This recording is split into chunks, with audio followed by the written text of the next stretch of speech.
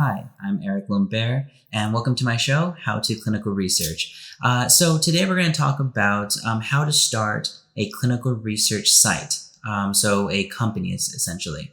And I'm going to cover really just the basic essentials because it differs when you're talking about different specialties. So for instance, if you're talking about like a pulmonology site or a dermatology site or a cancer research center, they're going to have different requirements in terms of maybe specific equipment that they might need, certain type of staff that they might need, etc. So I'm just going to talk on a general level of what is needed to start a clinical research site company. Now, I'm not going to go too much into strategy. That can be a different video.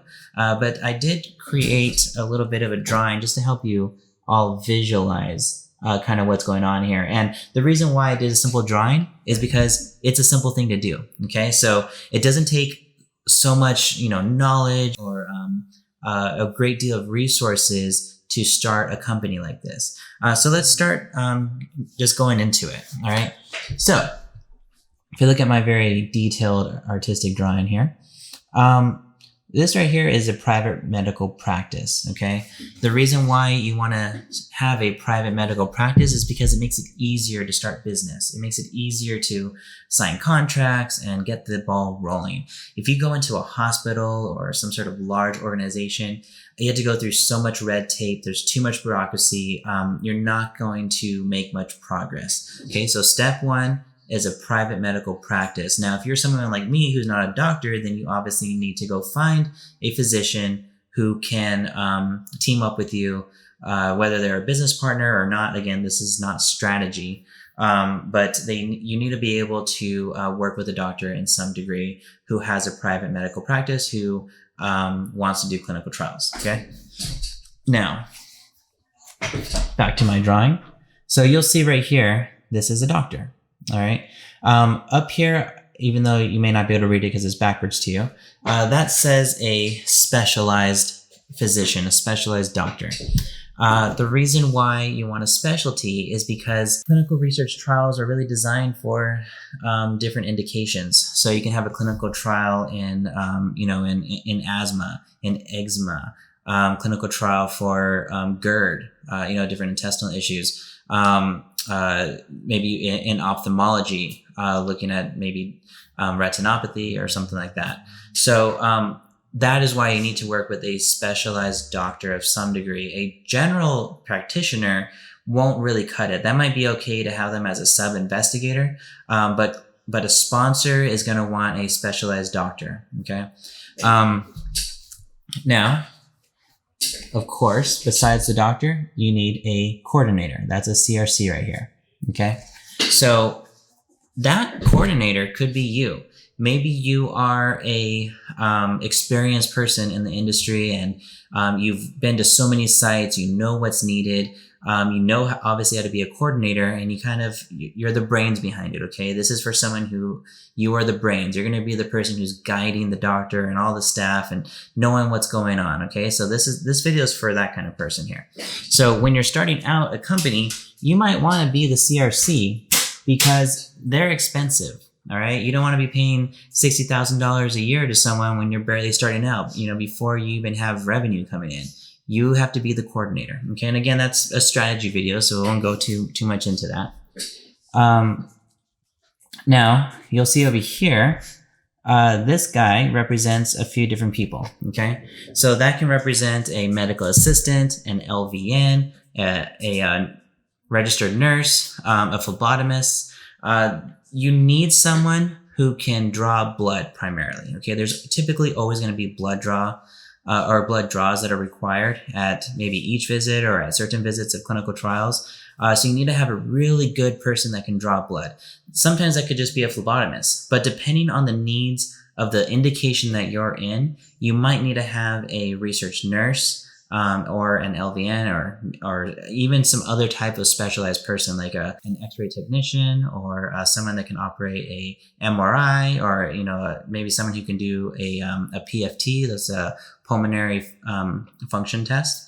So those specialized medical staff are really going to be determined by the clinical trial and the indication that you are working in, okay, the specialized field of medicine that you're in.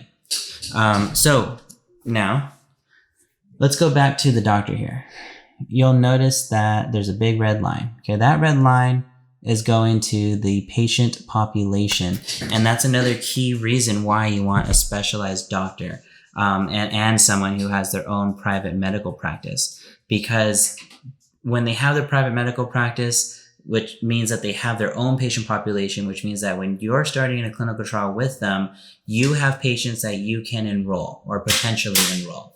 Okay, rather than trying to go and market and try to get patients through referrals and putting flyers out there. These are things you want to do regardless. But you should start with a doctor that has a strong patient population for the clinical trials that you are trying to start there. And again, that's strategy, different video. Now we're just going to start going into some lists down here. Okay, these are going to be things that are needed. So for equipment, some of the basic stuff, minus 20 degrees Celsius freezer, typically always needed. Okay, this is going to be for processing blood samples and shipping them out, etc. Sometimes you might need a minus 80 degrees Celsius freezer because that might be a clinical trial that requires a deep freeze.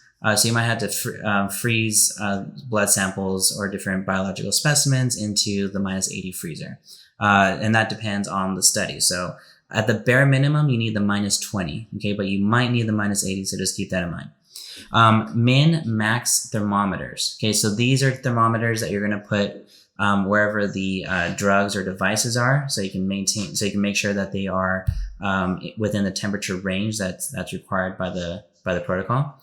And you're going to put it with anything else that needs temperature tracking. Okay, so in the fridge, if that's where you're going to put your samples, in the freezer, if you're going to put samples there, you need to have these everywhere. Okay. So min-max thermometers. You need an EKG machine. Okay, so most trials will require you to do an EKG. I would say make sure you have this on site. And a vitals cart is another one. So the vitals cart is where they check your blood, they do your blood pressure, etc. Make sure you have one of these. You always need this pretty much for every single clinical trial out there. Locked cabinets. That's a huge key requirement. Every time a monitor comes to your site, they're going to want to know that you have locked, secure cabinets that have limited access to them. So that means essentially only the research staff are going to have access to those locked cabinets. So make sure you have that with the min-max thermometers. Okay. One of the last things that are pretty essential is going to be a swing arm centrifuge. What that means is the centrifuge, when you're spinning blood, you want the arms that the tubes are sitting in to swing outwards once it starts to spin. Many centrifuges are fixed, so that means they're at a fixed angle when you start spinning them. Those aren't good enough. Those aren't going to cut it. Okay, that's some cheap stuff that you should not have. Buy the good centrifuge. Look at different blood processing requirements for centrifuge when you're choosing your centrifuge. You need a pretty stout one that could spin pretty fast. Okay, so don't go buying a cheap one. I would say these typically, if I remember correctly, might cost around $400 or so. So just make sure you get that at the site to process any sort of blood specimen that the sponsor might require you to process. All right, so now, of course, any other equipment would be specific to the indication or trial that you're working on. That list that I just showed you right there is kind of bare minimum. All clinical trials are pretty much going to need those items.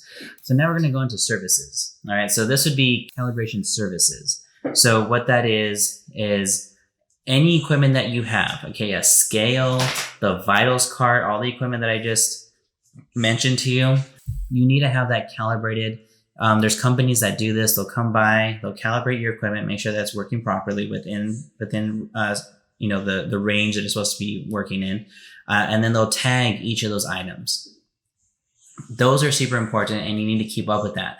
Calibrations need to be done every year, okay, and you need to keep a calibration log as well as logs for your temperatures. Okay, so those min-maxes will keep a range of the minimum and the maximum temperature of every single day. Okay, and you need to be able to log those every single day. Okay, the monitors are going to be checking these, and you need to have them readily available. Next thing are certificates. The two basic certificates that you need are the GCP training and the IATA training. Okay, I'll put that up on the screen over here. So IATA is for processing and handling and shipping biological specimens. You need to have that. GCP is, of course, just to be working in clinical trials. Every sponsor is going to require that. Then there's some specific certifications that you're going to need depending on the indication that you're in. If you're in something that involves anything with the brain, okay, so maybe like a neurovascular trial, you might need to have a MRS certificate, I'll put that here, and an NIHSS certificate. Okay, and those are going to be for non-medical staff that you might need to have them conduct those specific exams on patients.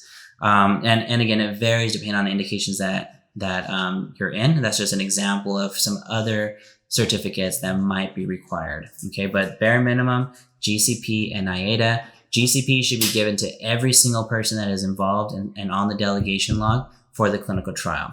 IATA is going to be for anyone that's working in the lab with the biological specimens, okay? And then, of course, you're going to need to have different licenses for staff that are maybe drawing blood. So, you need to have your phlebotomy license, your RN licenses, etc. But that, goes with their medical professions. The space that you're in, okay, the office, the medical space, some key things to have is a room for the monitors. Every single time a monitor comes to your site, they're going to be asking for where will we be having our monitoring visits? Okay, so make sure you have a space for them. Storage room for the study supplies is another key thing. So maybe as a cabinet of some sort that's locked, or a room that's like a closet type of thing that's locked, where you can store the study supplies, anything else that you might need for the clinical trial, like the reg binders, the patient binders. All that should be in a locked room.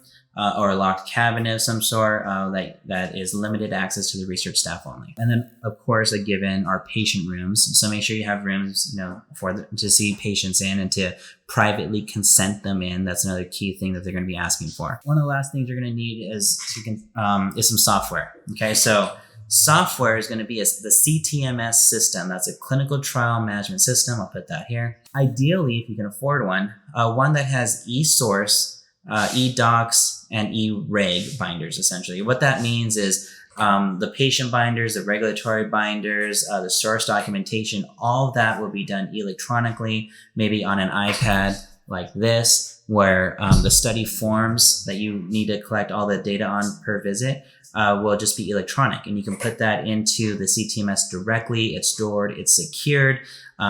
Patient privacy is really safe in that manner rather than having it on paper docs. You can do paper source docs, it's fine, but sponsors, I think, would nowadays like to see that you have the capabilities just to keep it secure in an electronic system. And having a CTMS is a great way to do that. It makes you look really professional. It makes you, I would imagine, sponsors looking at that would think very positively of you. Now, the final thing, since you're a business person, is QuickBooks. I use QuickBooks for mostly all my business ventures. It's really easy to use, really helpful, especially when tax season comes around. So to run a business, I recommend QuickBooks or any other sort of accounting software that you might be used to. I forgot to mention something really important. Okay, so if you look back on my chart here, my fabulous drawing, you'll see I have contracts here. Okay, we have PI contracts and we have facility contracts. Those are key. Okay? Those are really important. A PI contract is for the work that you're going to be doing with the physician who is going to be the PI for your clinical trials. You need to contract them that lists their pay. Okay, essentially what you're going to pay them, how you're going to pay them, all the terms and conditions. The other one is a facilities use agreement. If you're going to be working at a private medical practice, the doctor's office, you need to sign a facility use agreement with them, which details essentially maybe some rent that you're going to be paying them on a monthly basis, or however it is that you work out the deal with them. That needs to be under contract, stating essentially what you are allowed to do in their office and what you're there for. Okay, if they are leasing from another company, let's say they don't own the building and they're leasing the building, you got to make sure that they're allowed to sublet that office. Okay, you don't want to get yourself in trouble. Now, another key thing that I didn't mention is another staff member that I would say isn't 100% required, but it's probably a really good idea to have this person in some way. Okay, you should have a lawyer, all right? Now, obviously, before you start business, you would have incorporated, and I hope you worked with a lawyer when incorporating. But you should have a lawyer help develop these contracts for you. Now, there's some free online tools that you can go on and try to find some, contracts that could work for you. But it would be a great help for you, okay, especially in the beginning, so you can do things right from the start. To consult with a lawyer, you can retain someone. You can, you can do a call with a lawyer that maybe would be able to draft up these documents for you. But it'd be really helpful for them to create these contracts that you can use over and over and over again as your business grows and you work with so many different doctors over time. These are two really key contracts. Okay, so that's the PI contracts and the facilities use agreements. Those are really important. That's it. Back to, I guess, wherever this fits into the video. Now, the last thing to talk about is this big green sign here, okay? Money. How much does this all cost? And that goes into strategy. But I can tell you that to start a clinical research site, it will cost anywhere between $5,000 to maybe $10,000, all the way up to like $80,000. Okay. Now, the people that aren't too clever, now no offense to anybody, but those guys will spend $80,000. You don't need to spend $80,000. Okay. You can do this for way less money if you're a little bit savvy, a little bit smart.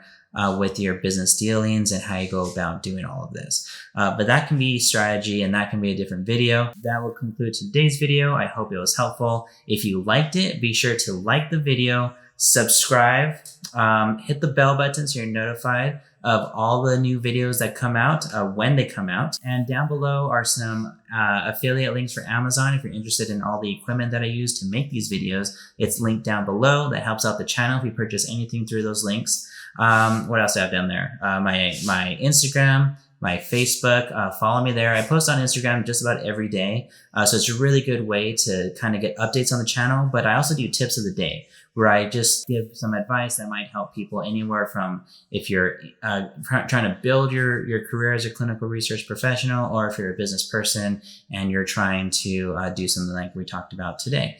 I have experience on the site level, all the way up to the sponsor level. So that's what all the tips of the day come from on my Instagram. So be sure to follow me there. And lastly, if you want to support the channel, I linked my Venmo down below. You can feel free to give any sort of donations that you like. And I just want to thank my subscribers, my old ones and my new ones. So happy that you guys are supporting me, and I look forward to seeing you guys at the next video.